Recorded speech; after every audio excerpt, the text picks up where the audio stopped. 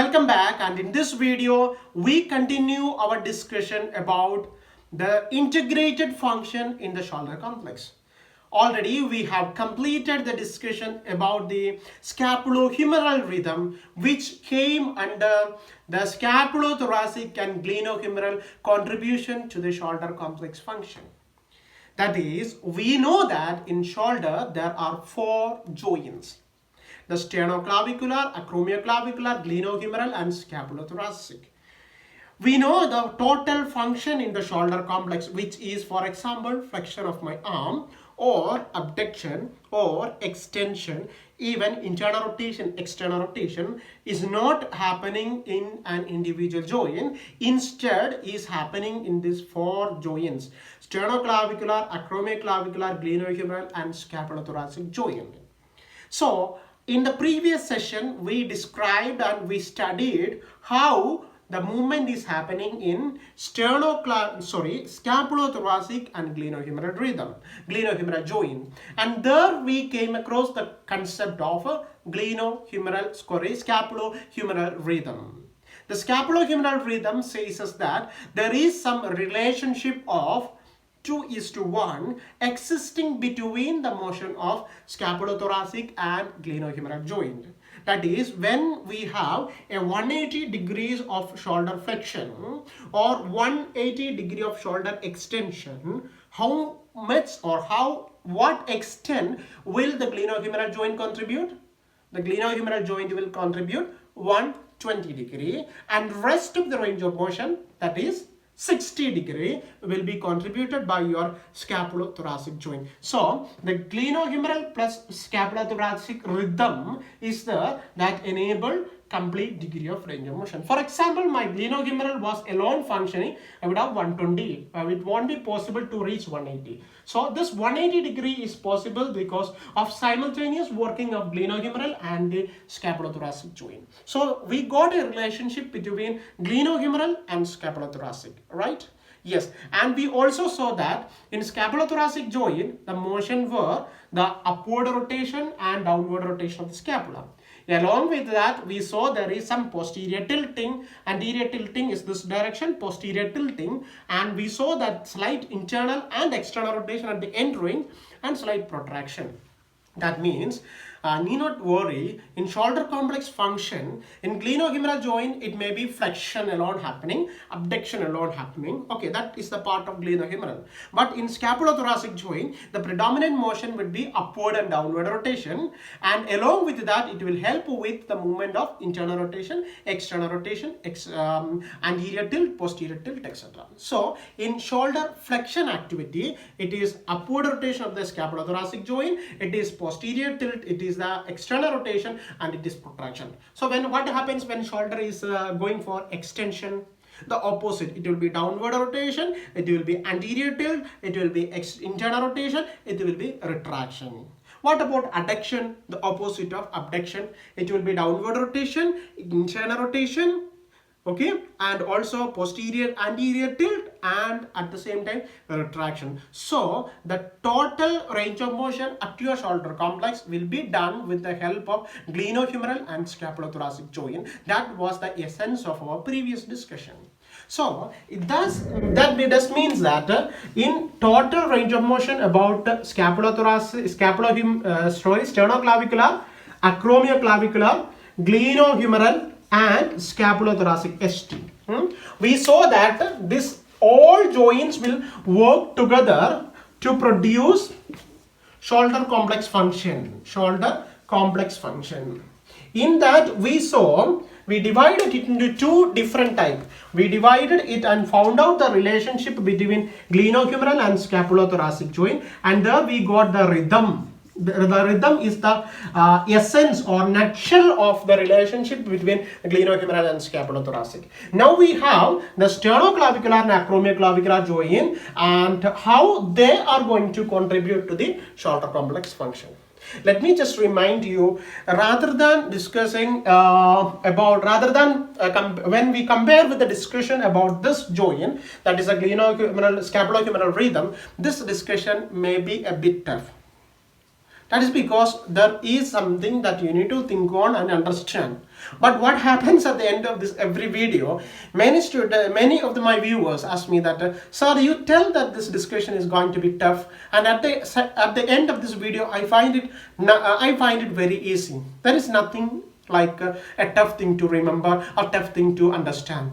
Why is it so? Are you simply lying to us? It is in fact no. That is because I simplify it in the most simplified manner, or simplify it to a maximum that anyone can understand this. That is why you sometimes feel it nothing when you finish up watching this video and think on, sir told us that this is going to be tough, but in fact it isn't. But if you want to understand how tough it is, you just have to go through your textbook and then just read on it. Then you will understand it is a bit tough. But here, in this one also, which is a bit tough to understand, we will simplify it.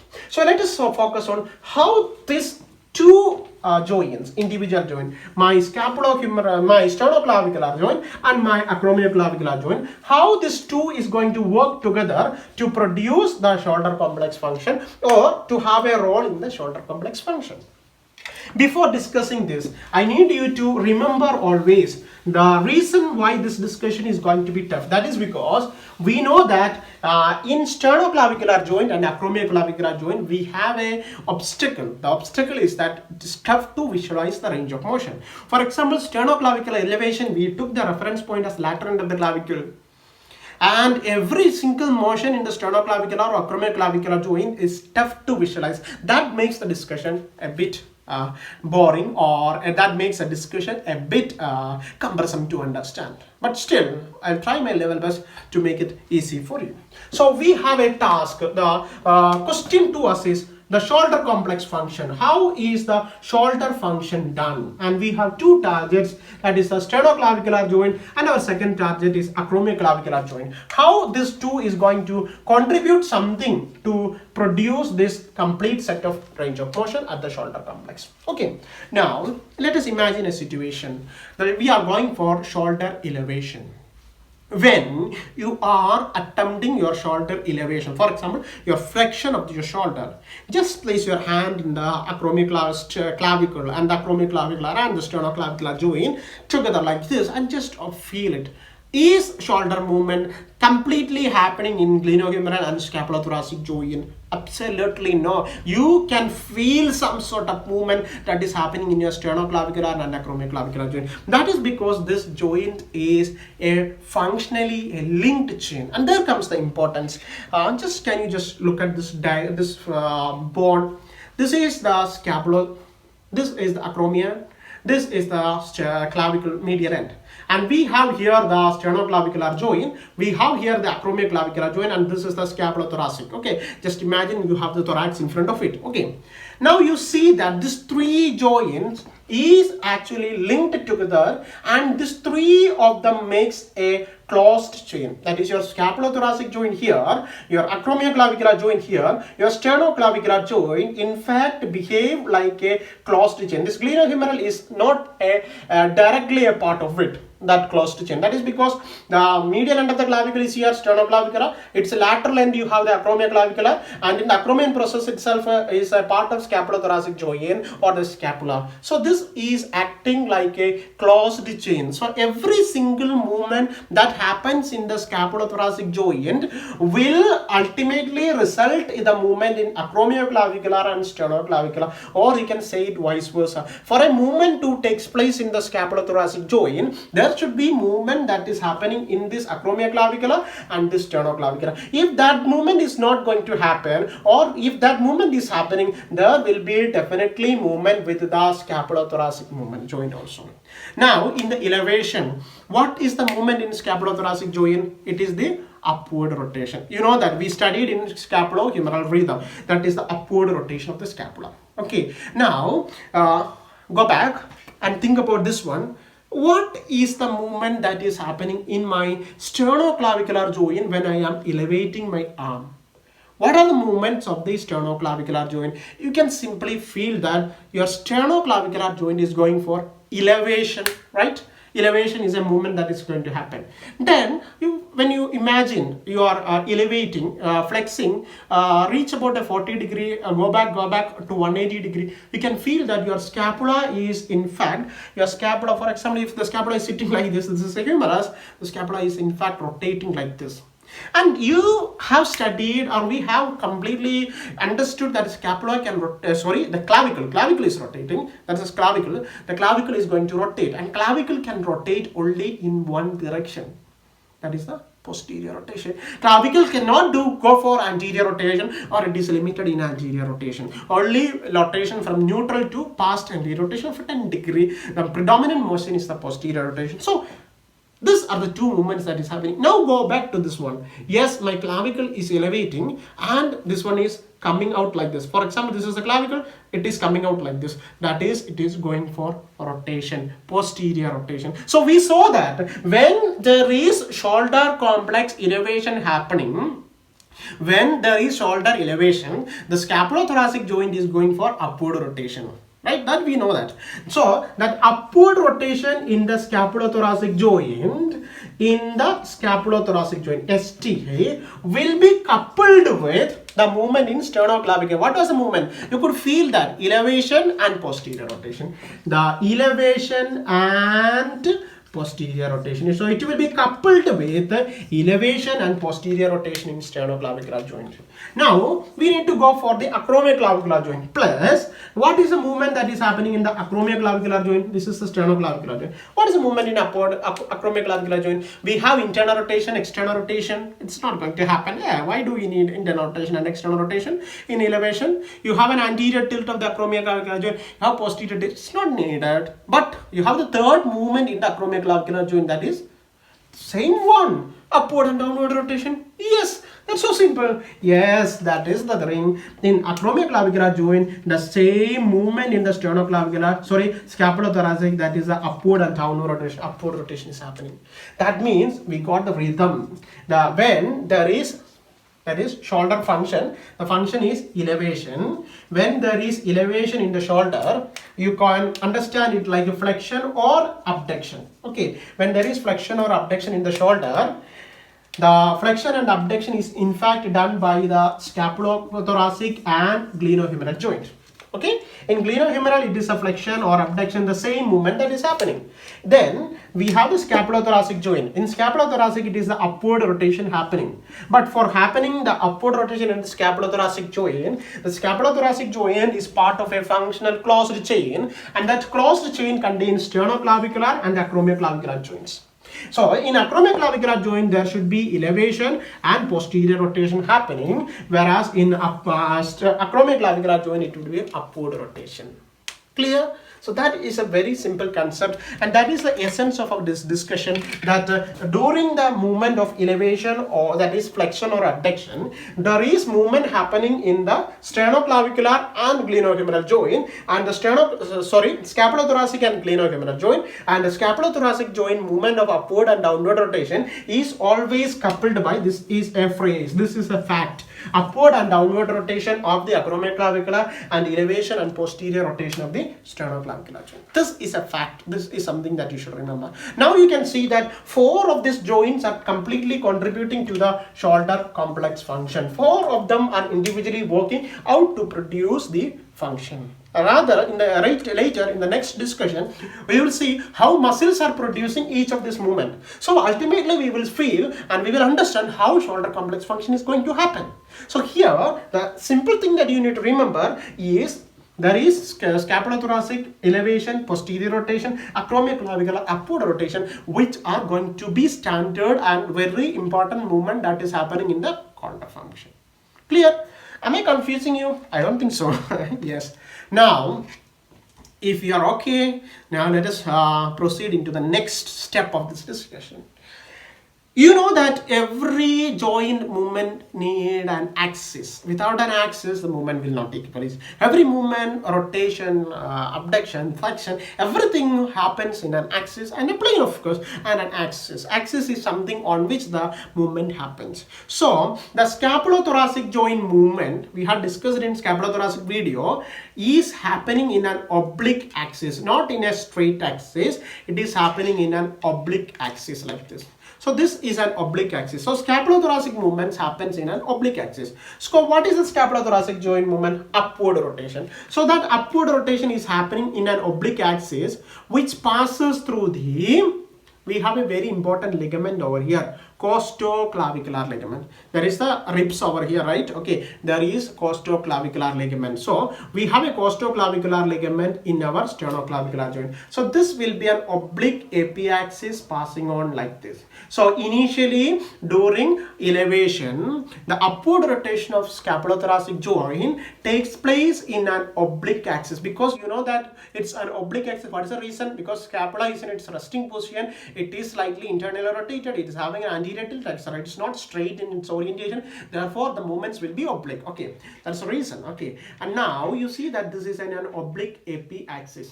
An axis which appears like this is an epiaxis. It is an oblique epiaxis. So the oblique epiaxis which passes through the costoclavicular ligament of the sternoclavicular joint. Now during the beginning of this sternoclavicular scapulothoracic upward rotation, each of the movements happens in this oblique epiaxis which is near the sternoclavicular joint. Now as the movement progresses, this axis gets shifted, and at the middle of the movement, for example, we have how many degrees of upward rotation? It's 60. At about 30 degrees, it's in the middle. In the middle means the axis will be between sternoclavicular and acromioclavicular joint. Okay, and at the end of this range, if it's a 60 degree of upward rotation, what I'm showing is abduction. The upward rotation is something like this. Okay, upward rotation. The axis will be around the which one? Acromioclavicular movement joint. That is, there is a constant shift in the axis as the scapula moves, and definitely it is sure because orientation of the scapula changes and this imagined axis will change. And ultimately, at the end of the upward rotation, the axis which was in this direction reached out to be the acromioclavicular joint. Why sir is telling about this axis? What is the reason? Because you know that when axis is near to the sternoclavicular joint, the sternoclavicular joint movement will be predominating. We saw that there is movement in sternoclavicular and acromioclavicular. Now, like a scapulohumeral rhythm, in scapulohumeral rhythm, we know that in initial 30 degree or initial setting phase, scapula is relatively not moving. Your glenohumeral is moving. Similarly, we need to know when is scapulothoracic joint, when is sternoclavicular, and when is acromioclavicular joint contributing. So in initial degrees of a shoulder flexion or abduction, that means elevation, the movement of the sternoclavicular, movement of the upward scapulothoracic joint predominantly couples with the movement in the sternoclavicular joint. And when it is at the middle range, it is a movement in the sternoclavicular and acromioclavicular. That means both of them will contribute in equal percentage. That means when I am elevating right now, when I am starting my elevation, there is flexion in my glenohumeral joint, upward rotation in the scapulothoracic joint. My sternoclavicular motions are predominating. Sternoclavicular joint is the player there. Now when I am reaching my middle region, this is the middle region, my sternoclavicular and acromioclavicular joint are interplaying. They are team players. Okay, sterno and acromioclavicular. Now when I reach my end range, at the end range, my acromioclavicular joint is really going to work. So that is, there is a relative shift in the function between these two joints. So ultimately our picture is this: during shoulder flexion or abduction, or in general in elevation activity, there is a contribution of not just the glenohumeral joint but also by the scapulothoracic joint. The scapulothoracic joint contributes by upward rotation. This same upward rotation can happen because of the coupled motion of sternoclavicular and acromioclavicular. So acromioclavicular joint motion will be upward rotation, same movement. Sternoclavicular joint will be elevation and posterior rotation. Now, where and at what extent this movement will happen in sternoclavicular and acromioclavicular? In initial degree of range of motion, when that range of motion starts, purely it is a function of your sternoclavicular joint. When it is the middle range of motion, it is a function of sternoclavicular and acromioclavicular joint. At the end of the range of motion, it is purely the function of acromioclavicular joint. That's it. That's it. The discussion is over. That's it. No. The discussion is in fact not over. We just saw the real picture now. Now we need to understand that we have some drawbacks in this discussion. We had some oversimplification in discussion. One of that discussion is that problem is that the elevation. We saw that the shoulder complex function is contributed by elevation, but latest studies shows that elevation of the clavicle can be about only 10 degree in shoulder complex function. Elevation of the clavicle can only be 10 degree in the shoulder complex function. But you know that scapulothoracic movement is 50 to 60 degree. In this 10 degree can only be contributed to the maximum by sternoclavicular or clavicular elevation. Even if 10 degree is happening, in that only about 3 degree will result in this movement. So only posterior rotation is happening in this joint, or there is a predominantly a need or a call on the posterior rotation. For example, you think that these are two friends or 2 points, A and 2 people, A and B. If A is not working, still the function has to take place. So B has to overwork. But of course, there is another problem. Oh my God, sir is only telling about the problems. Yes, there is another problem, that is the posterior rotation of the clavicle is this one. Clavicle from its resting position can rotate like this. But we know that this clavicle is not that free to rotate. Why? That is because we have a ligament over here who is going to tell, I am not allowing this clavicle to rotate. That is the coracoclavicular ligament with conoid and trapezoid portions, which are very strong. The conoid portion is attached from the inferior surface of the clavicle, posterior edge, to the coracoid process, and this is not going to allow that movement.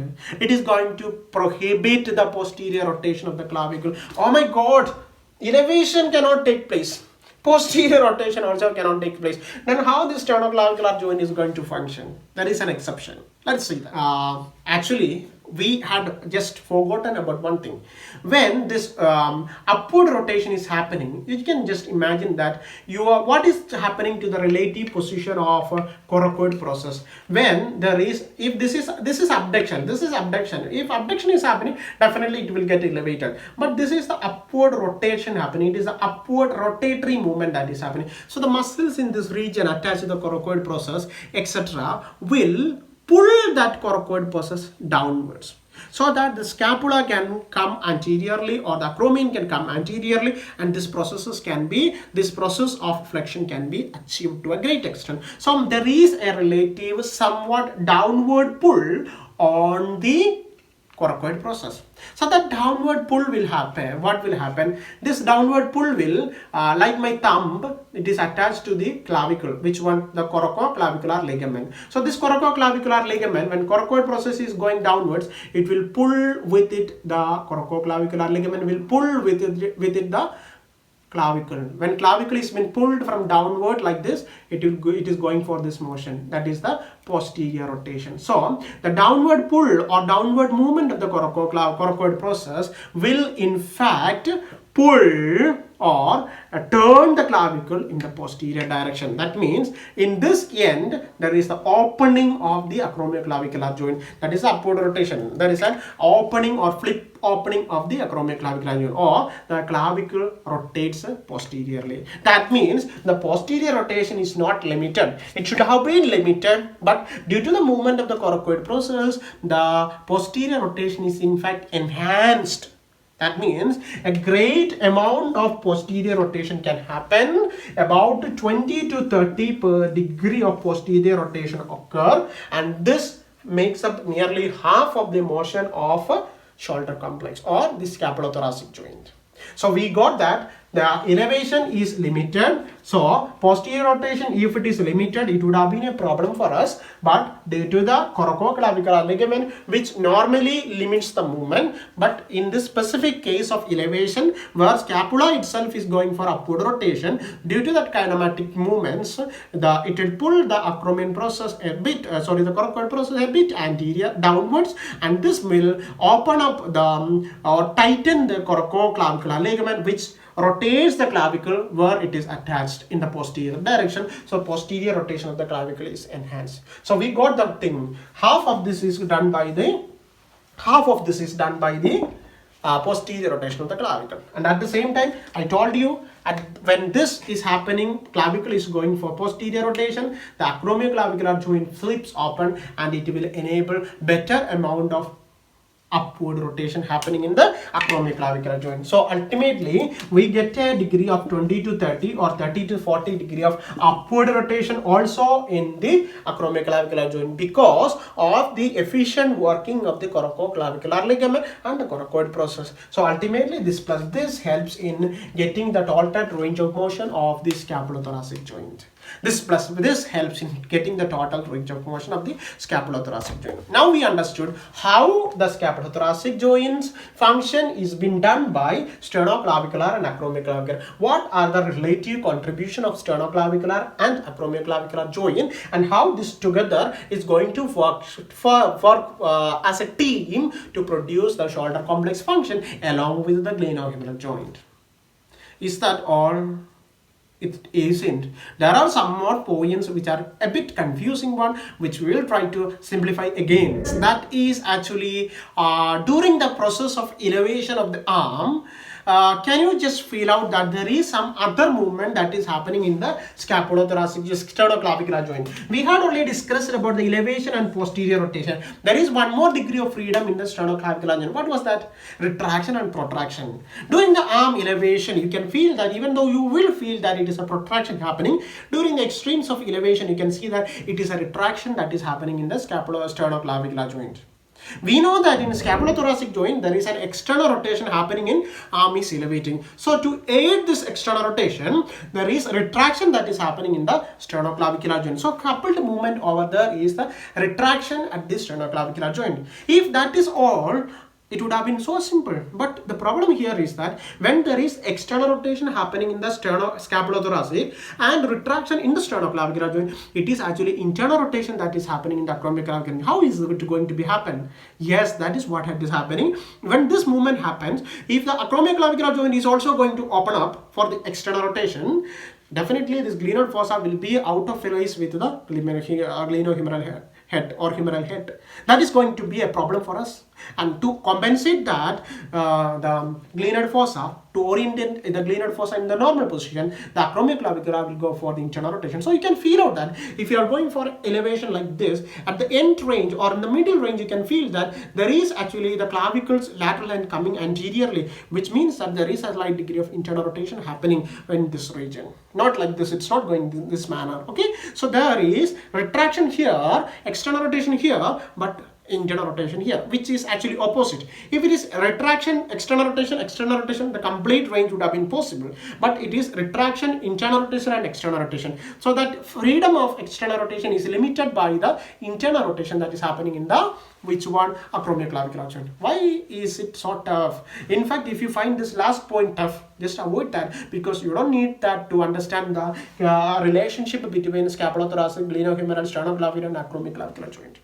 And finally, there is at the end range of glenohumeral joint, there is a protraction, there is a posterior tilt happening in the scapulothoracic joint, which we had discussed in the previous video. So if we summarize this discussion like this in a nutshell, we find out that there is actually a role by scapulothoracic glenohumeral joint, there is actually a role by acromioclavicular sternoclavicular joint. All this motion together produce the complete motion in the shoulder complex as a whole. And if you are a student, if you find still after this simplification, this point about role of sternoclavicular and acromioclavicular tough for you, just forget it, because this is not much important for your examination point of view. Which is important is the muscles which are coming next video and the previous video, that is a scapulohumeral rhythm. So if you like this video and if you find biomechanics interesting, please click the like button and kindly subscribe to our channel. In the next video, we'll come up with the muscles, the integrated functions of the muscle, which is still but bit more challenging and interesting to learn.